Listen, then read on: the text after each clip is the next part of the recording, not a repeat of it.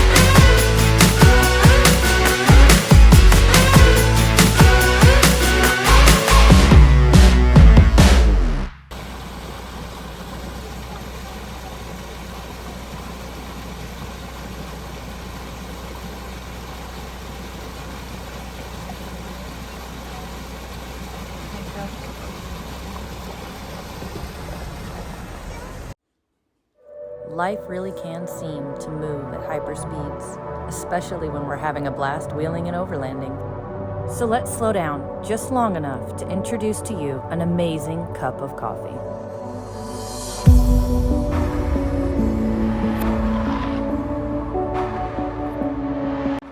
Navigo Coffee Company sponsors this episode, creating for you 4 uniquely flavored roasts using small batch sourcing to bring you the freshest beans for your next all-terrain adventure.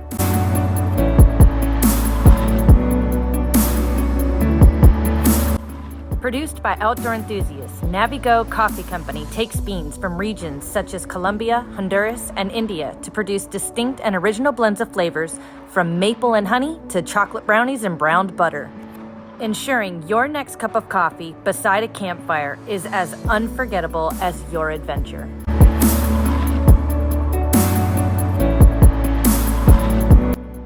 If you would like to try a cup of Navigo Coffee Company, be sure to click the link in the description below or use our Instagram link in our bio.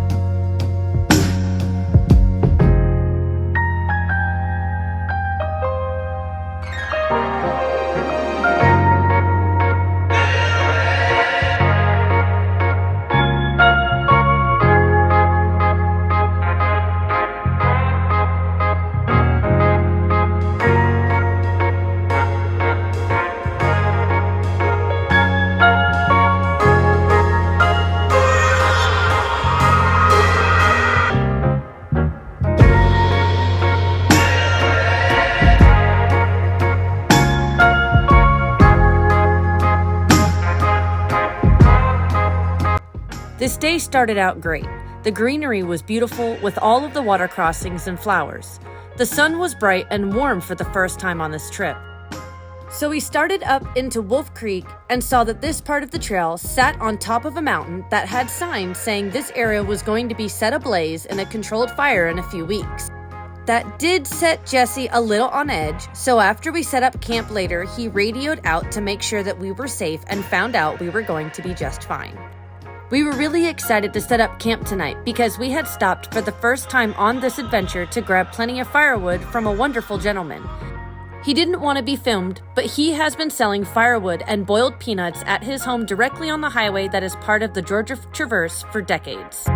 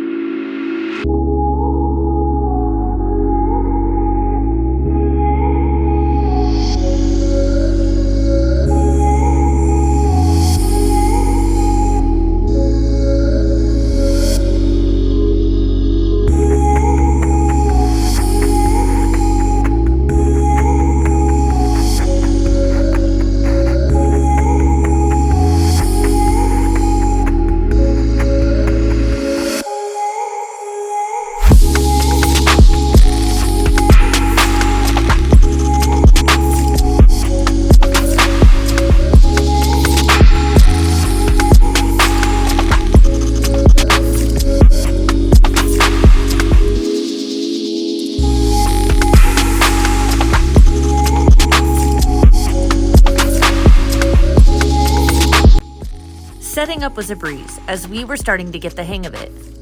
We set up the tents and got everyone situated. We made carne asada for dinner, which was really good. Jesse started cutting firewood so that we would have smaller pieces to start a fire. And after dinner, we started the fire and settled in with the kids. All right, so we are, well, husband is, making flank steak and onions for tacos. But this is not chicken tacos, it's your steak tacos. You like to mix it up? Yeah. Doesn't take much for us. Good meat, good protein. And then we've got sour cream and tortillas and tomatoes. Got everything we need.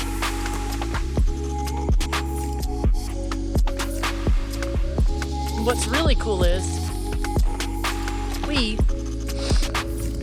are on top of a mountain. Which is really, really cool.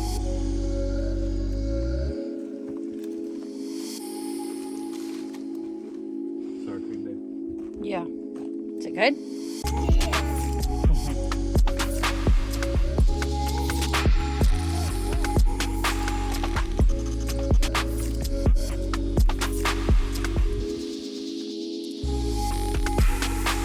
Eat your food, Kinsley.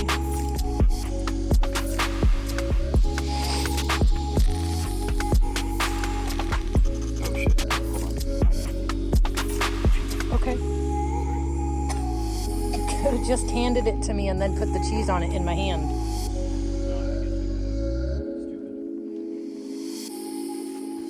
There you go. Thank you. It's all about the presentation and delivery.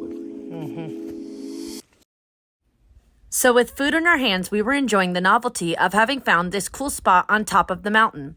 With the sun still up, we had not yet realized the night we were in for. As we were eating, we noticed these really weird-looking flowers we had never seen before. The entire mountain had pretty dead vegetation aside from these strange flowers. We told the kids to leave them alone as we did not have reception and couldn't look them up to see if they were safe to handle. The kids soon finished eating and even played hide-and-go-seek with Ducky while Daddy cut wood and I fed the fire. Go look.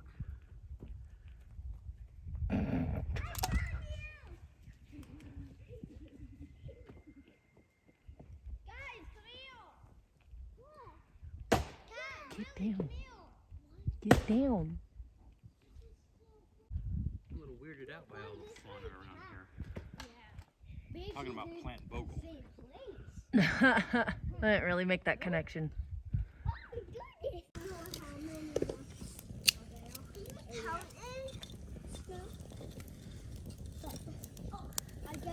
What happened to me?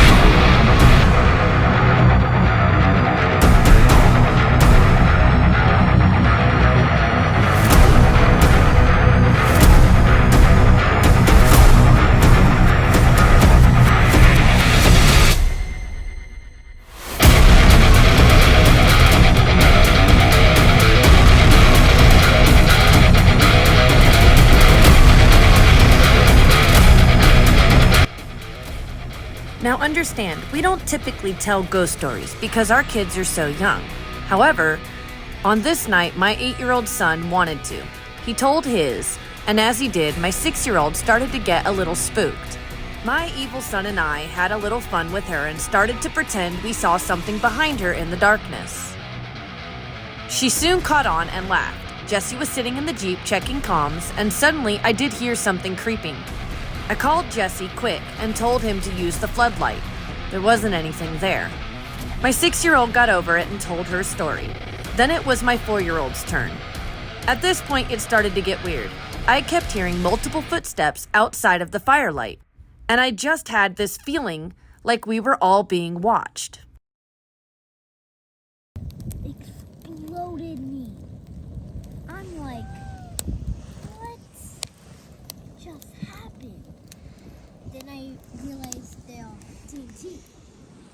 Then I'm like, okay, now I'm gonna have to put their messaging on them. And then I got like a lot of TNT. And then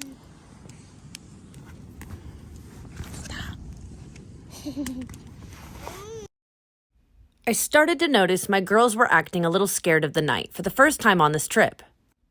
Remember, they've camped many, many times and are never scared of the night. These kids are pros. Daddy was also hearing weird feedback on the comms as well, so I broke out the marshmallows and we made s'mores to lighten the mood. Yeah, you can. Just put it in there. You got to be patient. You big girl? How's yours, Cat? good. You're black. You're a black marshmallow. You look like a little zombie marshmallow eater. Yeah. Did everybody have fun telling ghost stories? Yeah. Yeah. I think everybody told great ghost stories. I was like, It's like, zombie, do. Yeah. Put your marshmallow in the fire. Mommy, is this Yeah. good? Yeah, I guess. Jeez. I know. Alright, why is there a chocolate bar wrapper on the ground? Yep. Get your trash. It's okay. Get your trash. Easy marshmallow eater. You're so crazy. Can you even get the whole thing in your mouth? Daddy, look at it. Leanne, please drop your light and stop hitting me in the eyes with it.